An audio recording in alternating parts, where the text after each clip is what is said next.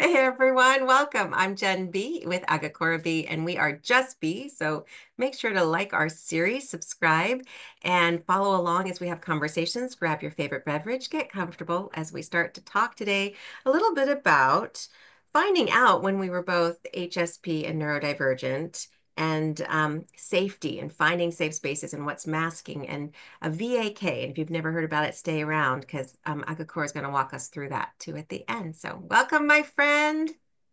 Yes, welcome. Thank you. So fun to have us together again. And in case of those of you who are new to watching us, Agakura and I are both in different countries and different time zones, and we make things happen because we just love to hang out and chat. So you are getting a sneak peek into what we talk about. Yes. All right, my friend. So let's start with this. Let's start with the finding out we were um, ADHD and I was HSP, and you found out you were an HSP. Let's start with you, and what's your history? What did you figure out, my friend? Tell us all. So it was during the pandemic, and I don't know how I stumbled over this book, The Highly Sensitive Person. It was a friend who had told me that she thought I was HSP, and that was like the first time I'd heard about it. And I'm like, is that a thing? I mean, that here's me asking whether I am a thing. Do I have the thing? I know that question. Exactly. And then I remember going online. So I know it's different with ADHD, but with highly sensitive people, you can actually do the test online and it's pretty accurate. Like there are 26 questions. We can maybe also add that test below for people who still might want to find out or who may not be sure. And then there's this amazing book by Elaine Aron who developed that test, The Highly Sensitive Person. And it was like me reading the book and going on every page, oh my God, this is me, this is me, this is me. And before that, it was always like, because I think HSPs make up 15 to 20% of the world's population. So it was always like, um, you find yourself in a minority. Mhm. And because of that, you never really think that other people are, or there could be people who understand you, Right, right? right. So, um, interestingly enough, ever since I've come to know that quite some people I know are HSP, but Mm-hmm. at that time it wasn't, and it felt like finding out why I was how I was, and also there was this time of grieving because I thought, and I've been trying to do life in a Mm. way that is not suitable or healthy Mm. for who I am. I've been trying to live in a way that is against my needs as a HSP, trying to be like other people. I don't know about you. Did you so I'd like love to hear how you found out and whether you can also relate to the grieving. Was there a moment of Oh, grieving? yes, everything. Um, what I found interesting is you had someone say, I think you are. And Yes. I had someone say, I think you are. Mhm. And that was really helpful. That must have been like um a spiritual guide, a guardian angel, whatever you want to think of this entity, a person being stepping into that place in life. And we're both later in life is all I'm going to say is like I know I was it was just a few years ago that I went, okay, well maybe I'll take the test. And I found the test and I went, Yes. oh, this is what I am. I'm like, well, it doesn't quite hit the mark for me. And then what I didn't realize is being neurodivergent is also kind of a trait that goes through families. So you can kind of track it back to the generations before if you can have that connection still. And my son was diagnosed with an ADHD. So he's like, Mom, I think you've got this too. I went, oh, interesting. So I went and it is different. There's no test to take online unless you've connected with a provider. So you have to find a provider. You go through the test that's online, then you have to go into an in-person meeting, and then through that discussion, um, it's just a very interesting. conversation. And at the end, they go, yes, you have it. No, you don't. Or maybe you kind of sort of do. There's just, it's a little more intricate and it's a little more medically qualified, we'll put it that way, Mhm. because of different things that might be associated with the neurodivergent brain. And I love it because now I went, oh, that's why all these years these people didn't stay. These people did stay. These were good friends. These weren't good friends. That was a horrible situation. That was a good. You just kind of go back and realize all the cut-offs. And I know it's a trend out there with all of the, I'm a ADHD late in life, or this is the traits of an ADHD. And what I know that's a trend. And right now, I'm not a trend. I'm realizing who I am. And the trend was we survived. So you're finding all of us who've survived all those generations of years of becoming who we were expected to be. And we're now we're we're using all of our social media to say I survived and here's my therapy and I'm sharing it with you so those of you who are new to it don't have to go through all the bumps we went through. So there was grieving, there's Mhm. joy because I found where I belong and I found you and I connected and we went, "Oh." And Yes, truly when you realize HSP and neurodivergent and I was like, "Well, am I one? Am I the other?" I'm actually both. It's just you're a both. different Yes, heightened sensitivity in certain spaces. yes. Um, but you find And your it's not tribe. uncommon, right? For them to No, be to right. live together. HSP could be like be it could be you could be super sensitive in one space or you could be different like more sensory in another space. So there's and yeah, there's different facets to all of them. There's 7 different types of ADHD, which I never knew.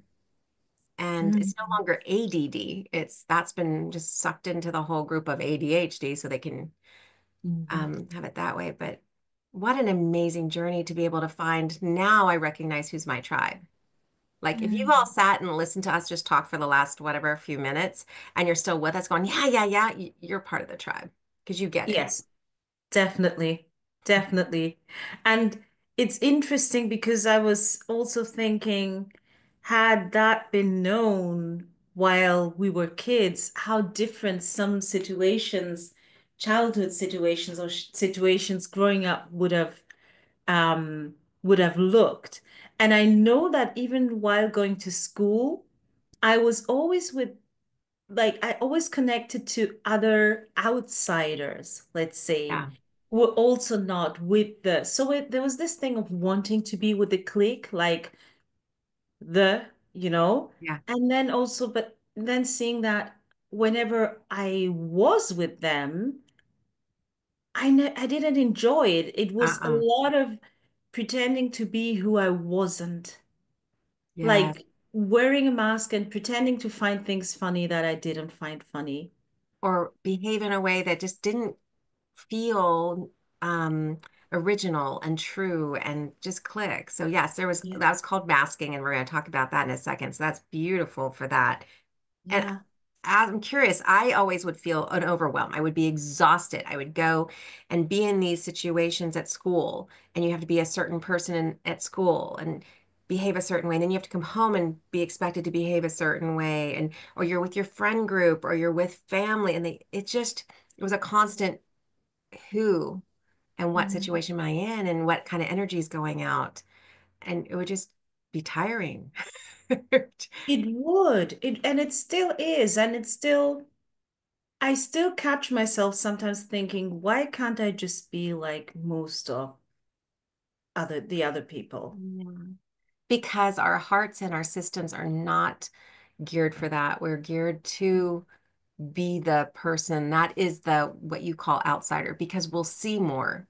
We can help more. We can change more for others. And it's I wrote down a note on this one. It's especially in work environments. Like you'll notice a lot of the we're going to talk about this in a future conversation, so stay for that. But you'll notice in the workforce, most of the 15 to 20% neurodivergent HSPs become entrepreneurs because we can't fit into that Mhm. box. We can't be structured and do this in a day-to-day expectation at that level. We can do it. It just has to be at our flexibility and what works for us. True. So But yeah, then there is also challenges that we'll also talk about in one of the next conversation, that we find ourselves building lives as entrepreneurs, but then that comes with like being an HSP, for example. Social media is a place that activates my nervous system. And now being Yeah. the way things work, you're always being told you Oh, have to be on Facebook, you have to be, and now finding a way of oh, not, you know? oh So my that's another goodness. conversation, but it comes with its challenges. Oh my goodness. You're speaking my language. You know that. It's like, I don't want to be on this platform. I want to be on this one. What feels more like home to you? And that's really what we hope to encourage you all to do that are joining us on this conversation. There's a lot of overwhelm. And I know we both have resources. We'll put links in the description for you Yes. for that. It's another clicky word that's out there, overwhelmed, but what that means is your brain just is so fired off trying to take in all the details because as a neurodivergent and an HSP, you're not only taking in the what you see, but you're taking in the side effects of it all. You're taking in the feelings. All the senses are put together in one big jumble, and it kind of overwhelm the body, the mind, the spirit, where a reset's important. It's interesting because whenever I hear overwhelm, I don't know why I see this huge wave coming and covering me. That is Not my picture every of time. overwhelm. Like you're standing there and it's a wave and wah, and the water enters your nose, your ears, your eyes, and your mouth. You look like a drowned rat at the end. You're like, ta-da. That's overwhelm for me. hmm And interestingly, I love the ocean, so I don't see a wave, but I can understand the wave. Mine's like a hurricane, like a big whole like windstorm around me. So we do still have that storm effect. So I feel both of those. It's just Yeah. And uh, I love the ocean too, but I'm guessing overwhelm is just too good, even too good of the too too much good of of the a good thing. things. Yeah, it could be all of the above and then some. Oh, yes. Yeah. So what causes overwhelm? We're going to move into our masking. And so many of you might have heard of what this is. It's really when you go into a situation and what level are you playing at? How do you prepare ahead of time? And then we were talking also, how do we review it like a movie in our minds after the fact? I do for like days. It might even pop up months or years later. So let's talk a little bit about masking, my friend. When do you Nothing. notice about that? What I notice is that it is the most tiring or one of the most tiring things. And it's something that I think I started doing very early because as kid, you already notice how do you have to be for people to like you. And I remember, I don't know how old I was, but there was a school friend of mine who said that I was always so serious. And a couple of people noticed that. And then I remember walking home with her. It was the end of the term, and I was like, after the holidays, I'm going to be funny. I'm going to be loud. I just told her all the things I was going to be. And I did that for the last years at school. And how did that feel? When did it become a more normal thing, a habit where you went, okay, I'm putting on my coat today of being funny and loud, or was it feeling like I'm Agakura till I get to this point at the sidewalk, and then as I cross that line on the sidewalk, then I become this Agakura number two? Or, So here's the interesting thing. I would arrive at school usually early.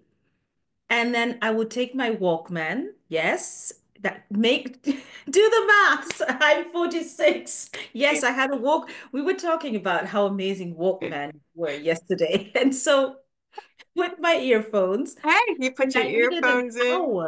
I needed an hour to wind down to like before school already. Mm-hmm. And then I would listen to my music, I've been my world, and then walk into the classroom and be loud. And every break, I became known as the woman who with the Walkman who just, and that was just me just getting away from that masking in the classroom and the joking and the like teasing and everything. I just needed that time.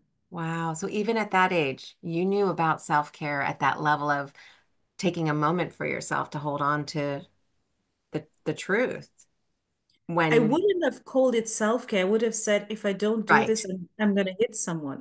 That's why I'm saying self-care at a young age before you even knew what it was, my friend. Wow. Yes, it was definitely those school years are always so shaping in so many different ways. Mm. Yeah, I'm just thinking back on that. There's times where I was more the quiet introverted one, but when we were with the group of friends, I would become the talky one. I have to be the talking one. I have to be talking and I have to support everybody. And being the support for everybody is very tiring It is, when right? there's nobody supporting you and helping you Yes. figure it out. So, Yes. wow. Wow. So, but I still see the Agakura who's funny and loud, but not because you're putting on a Walkman to reset yourself, but because of Mm. you figuring out who you are and where you belong. Yes. And when I feel safe, I am that person. Yes. I Let's talk really, about that. you mean the When you feel feeling safe. safe? I think I feel safe when I'm with people who I know are okay with all of me. And I'm not expected to be fun. So I turn out, my brother is always like, "You're one of the funniest person I know," but that's because with him, it's not I don't make the effort to be funny with my brother. I'm just me, and then it so happens that I make him laugh, and it's the same with friends, with husband, like people I feel that connection with, and I don't force it. I think safety sets you in this space where anything that comes out is so natural and healthy because you're safe. You're not looking around whether something is going to happen. Mhm. And like we've had that conversation when we coach on a one-on-one setting, the way there's this feeling of safety and you just coach someone while when we're coaching in the setting of a class like Yeah. being in our on our training and coaching in that setting, even knowing that it's actually a safe space, but there's something, I think it's the number, looking at the number of participants just sets There's a it's back in judgment there. it's back in the classroom and I still feel like Yeah. I need some Perform. classroom healing. Yes, I probably do. There's performance where I have to show up. And what's interesting is you said you're funny. As a neurodivergent, I learned, and I didn't realize this until later when I learned I was ADHD, I learned how to be funny. I was always Mm. the funny one. I still am. I will crack a joke. I will make it funny so that if it's awkward, even that person who's feeling a little out will feel like they're in and so that I'll belong. And it's not something I can change because it's not what I would wish to change because I have a sarcastic, funny little edgy little personality. Um, but the expectations, though, when you mentioned expectations, if I walk in knowing people are going to expect me to be funny or to be embracing, and it's harder because then I have to put on a different, if I'm not in the mood or I just want to just chill and have a conversation with a friend, it's a different mask. It's a different expectation place to be, which can be Yeah. tiring. And then if I've said the wrong thing and I don't get quite the reaction, because as an HSP and neurodivergent, we kind of watch body language. Nonverbals are huge. I can pull those back and go like, well, she kind of tilted her head back and kind of went like this. Did she find it Mm. funny? Was she thinking about it? Or was it really bad? Like, Or did her earring just get caught up in right. her It could be a simple thing sweater? like that. Or her Yeah. dog's over in the corner making some weird face. Like she could just be like, I was just looking at my dog. Sorry, it wasn't you. It, Mm. but I will take it and I will review it and review it. And I said, oh, I said that. Oh, I did that. Oh my gosh. Mm. It's definitely an interesting experience. And when you're in a super safe space, it's easier for me to review it and go, no, I'm okay. That wasn't a big deal. But if it wasn't a safe space, I will then have a different embodied reaction. Yes, I get it. Yeah. So Yes. It just depends. I love the safe spaces. And when you find your safe space, Mm. friends, mark that down, notice it, build more of those. And don't be afraid to do that. I mean, it's taken me many years to finally go, oh, these are the safe people in my life. They're who I want to be with. And it's okay to have friends outside of that safe space that you can be at occasionally. But when you're choosing what's for you, that's empowering. Yes. When you're choosing that's what's for you, and when you actually notice how you feel about your day. There was a time where I knew I wanted to make that my habit, because there was this week where everything I'd set up, like as we've been going through this coaching program and the practicing, I've noticed how I look even if my calendar is full, but because I'm safe with everybody that's on that calendar and in that plan, I was like, so it's not just about whether my week is full or not. It's like full of what and full of who. Ooh, full of what and full of who? And Ooh, when you notice how that feels in your body, and I think in a while we're going to do this what we call VAK. Um, when you notice what it does to your body to feel safe or unsafe, you my guess is you will want to do more of what yes. makes you feel safe. Yes. And I can look back at my calendar from just before the pandemic to today, and people that were there are no longer really in my calendar now. And it's a Same, choice, it's a safe choice. And I've same. added new people like Agakura, and it just it just helps you be a better you.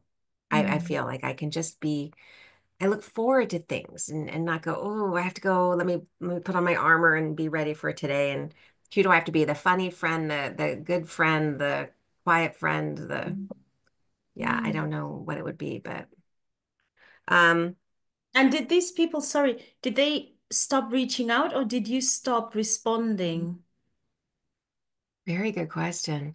Um, I don't know if this is a normal regular, and I'm not going to put this out there as a regular neurodivergent trait is I reach out a lot to maintain relationships. I'm usually the person who's doing most of the reaching out, thinking of you, talking.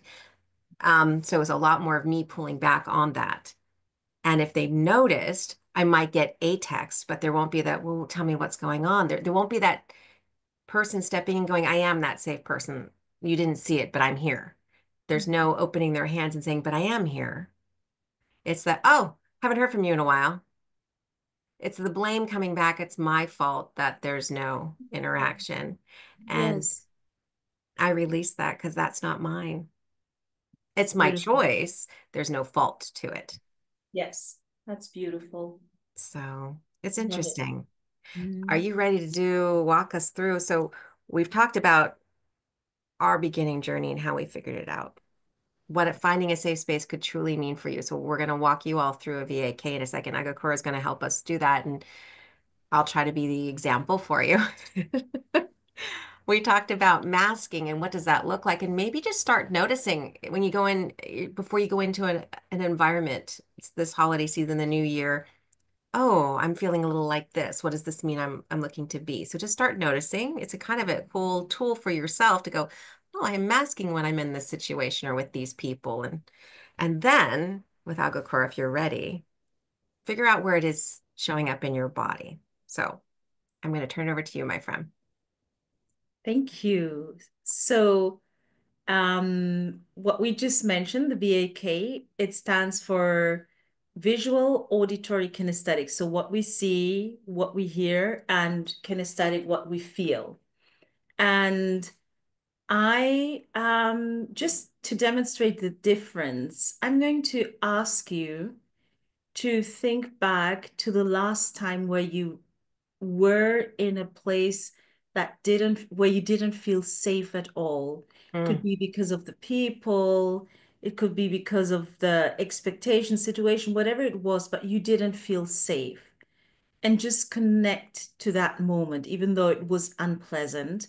But just for the sake of this exercise, I'm going to ask you to do that. And if you want to, if it helps you to find a memory, then even go ahead and close your eyes. If you're And somewhere safe where you can close your if eyes, you like not exactly, driving. Just, and, and if you're not chopping, yeah, just somewhere safe where you're quietly able to sit or relax. exactly. Okay. Okay. So yeah. And so when you have that situation where you felt really unsafe, let me know. I have it. You've got it? Mm-hmm. Okay, so I'm going to ask you to just notice who's involved or what is involved in that memory, where you are. Are you in that memory Yep. yourself, or are you looking at it like looking at a picture? Oh, I was in the memory. You're in the memory, right? And once you've noticed and what surrounding you are and whether there are people or you're alone, There are um, people and it's very busy. it's very busy, right? What do you notice about the sounds? Are there any sound in that memory? It's all background sound, but there's some dialogue, yes. There's some dialogue.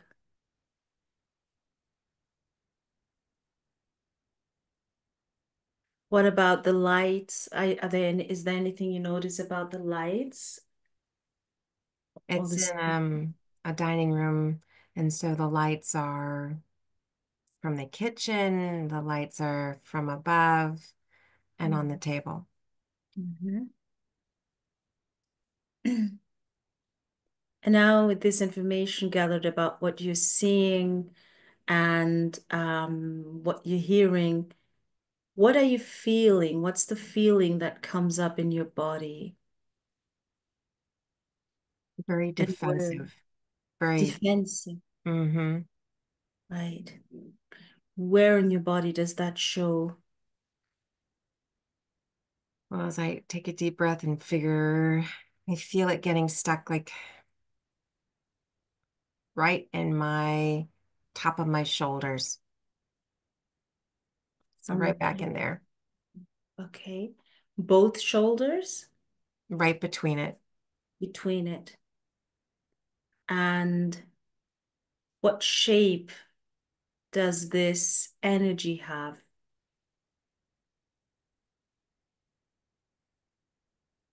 This feels like a round ball. Round ball.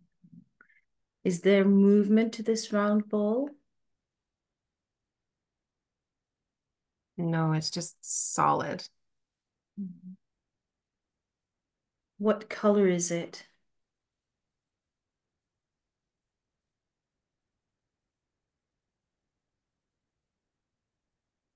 Gray. Gray. And is it heavier or lighter than the rest of your body? It's heavier, It's heavier. And is it cooler or warmer than the rest of your body? warmer. Is there a voice to this energy?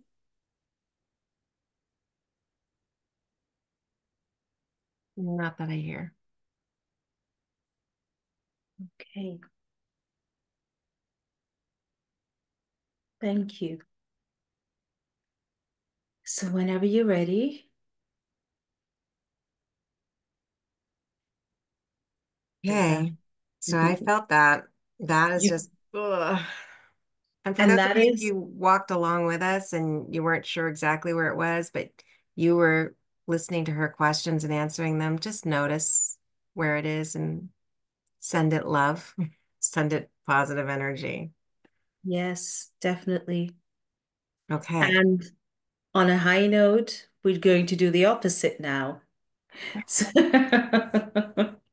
so this is usually, for example, this part of elaborating, and these questions would now lead into a technique, depending on what we were talking about in a coaching session, just Mhm. as a background information for those of you listening, just finding out what the person you're talking to is feeling. But now we just wanted to give the demonstration because we're talking about safety, what feeling unsafe does to your body. Mm. And now we're going to do the opposite, what feeling safe does to your body.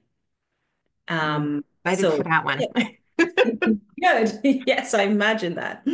So again, if you feel safe and it's safe to do so, I'm going to invite you to close your eyes and now think back to a memory where in which you felt totally and completely safe. A time where you felt totally and completely safe.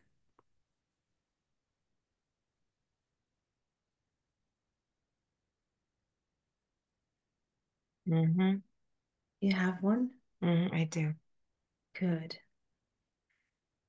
What is happening in that memory?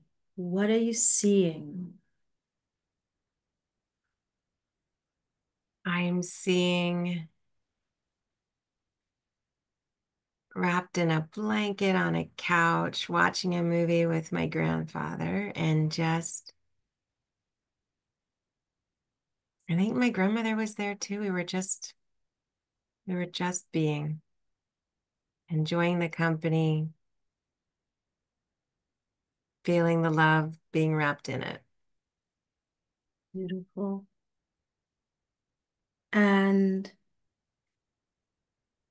what are you hearing? Are there any sounds to this memory? There's some TV show, I don't know exactly what it is. But just the calm discussion of whatever they were saying, and I was just sitting there listening. Mhm. And what are you feeling in your body? Mm.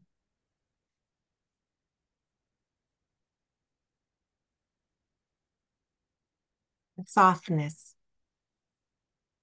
a warmth, kind of like it's about a blanket. It feels like it's just wrapping around me. Around all of your body, do you feel it or in a Not certain around my point? feet, but Right? around my torso, yes. Your torso. Good. And what texture is that blanket? It's soft and bumpy. Soft and bumpy. What color is it? Mm. Mm. Like a soft rose. Mhm. And is it tight around you or is it like softly just covering your torso, Just holding me. just holding you? Is it warmer or cooler than the rest of your body? Warmer. And is it heavier or lighter than the rest of your body? Oh, it's lighter.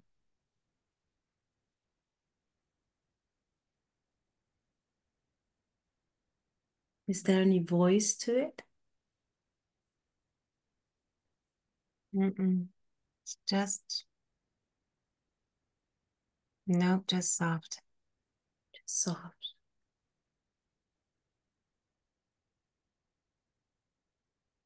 What about the first energy you described? Is it there in this moment that you're feeling safe? It's not. No. This one feels relaxed and calm and open. The other one felt like a shield. Mm. This feels like a protection, but just a loving and soft protection, like just a holding. Yeah, I can even see the difference on your face. Mhm. Beautiful. Thank you, Jen. Thank you. I needed that second one. Mm. But for everybody watching, if you were aware, okay, maybe some of you actually had your eyes closed and were doing it, but if you go back and watch Jen's face. Wow. Okay, that's really, and it's a whole different aspect in my body. My energy is different. So Yes. that's why I love how you reconnected us with a safe space because when you find that safe space and those safe people, it's a healthier feeling. It's Yes. empowering. And the reason we went to the time where you didn't feel safe is because sometimes it's important to become aware, like, this is what I'm doing to my body and to my nervous system when I'm exposing myself to spaces that are not safe. Is it really worth feeling like that? Because in that memory, um, that you were feeling like you had a shield. Mm-hmm. Your face, it was so different. And it's like we can sometimes we're like, oh, it's just a drink, or it's just 2 hours, or but what that does, and then imagine if you don't go and maybe do the grounding, which Jen does so amazingly, and we also put a link there, or meditate or whatever, if you just transition to normal life, it's still in your body. You Yes. haven't released it. You may be going to bed with that shield because the impact of that interaction was so strong. Yes. So this is why I think both our invitation would be notice the spaces where you feel Absolutely. safe and unsafe and give yourself the gift to create more of the safe spaces. And if you're not sure, then it's the noticing part. And it's not the should haves and could haves on you. It's the we invite you to do this for you. It's not for us, it's for you. We've all been in our studies, we've been realizing how much when the feelings are embodied, they affect not only your mental, they affect your spiritual and they affect your physical. There's illnesses that can be connected with high stress levels. They call those stress illnesses. And if you want more information, you definitely Google will tell you a whole bunch, but don't go there. Just start relaxing and noticing and finding those safe moments. And it might just be moments now. It might not be the big memory. But if you need a guide, definitely bookmark this one, save it so that you can come back and walk through a VAK with Agakura's voice guiding you so that you can find your safe space. So we definitely do a lot of invitations for you to notice and create what works for you. Yeah, and the VAK would normally, or the memory, for example, the memory where you felt safe would have then transitioned into an NLP technique called anchoring. Mm, That if you, for example, want to anchor that feeling of being safe and be able to just feel safe in any situation or get into that state, anchoring is amazing. And we'll also put the mhm. video beneath so that you can go through the whole process of really anchoring that feeling of being safe. And I can just invite you to notice because I was also, as you were talking, thinking whenever I've gone for a massage or for um uh, orthopedic treatment or osteopath, I mean, I always hear I've hardly seen anyone with so many tensions in their body. Yes, yes. And I think that might be an interesting experiment. Before my next massage, I might have to do like a VAK release and see if it makes a difference. When I go in and she touches my shoulders, she won't be like, they're like rocks. because Yeah. a lot of people tend to hold shoulders back, can throw out your back, lower the tensions, just it's always there. So Yeah. um, that's just another tool for your toolkit is Yeah. recognizing, noticing, and then starting your process. So for those of you who are thinking about coaching or starting the coaching journey with someone, start noticing what you might want to focus on or what you might want to work on and help improve where you want to go. And that's in our next video too. We're going to talk about visions and goal setting and the whole in our own different conversation and our own different angle and perspective. So join us for that one too. Yes. Any last words we can leave them with before we end our conversation today? Oh, that was just so beautiful. I have to thank you. Coach Agakura is amazing. The VAK was awesome. It does change things, and some of you who might be just stumbling on this video might not have no idea what it is. But thank you for being here and being open to it. Just open and seeing what comes to you. So we look forward to seeing you next time on Just Be in our little series of conversations and grab your favorite beverage, your cozy blanket, whatever you need, and we'll see you back again I soon. admire you for having your coffee because it's a nighttime here because I don't Oh, know, we're 7 hours apart yeah. and I wish I could have coffee. It's tea. It's actually Oh, herbal tea, so don't be too jealous, friend. okay. No, I'm not jealous at all. Herbal tea. Hi. Right. But I can only just say the same about you, Coach Jen. You're an amazing coach. And Thank you. yeah, just feel free to reach out to us to more, like more questions, or sometimes it's like, how do I find the right coach for myself? And Or if I'm it's not ready for coaching, what else can I do? Throw that in what the else can I comments. do? We'll Yes, watch for them for you. exactly. Definitely. All right. Take See care, y'all Jen. next Take care, time. everyone. Okay. Bye. Bye.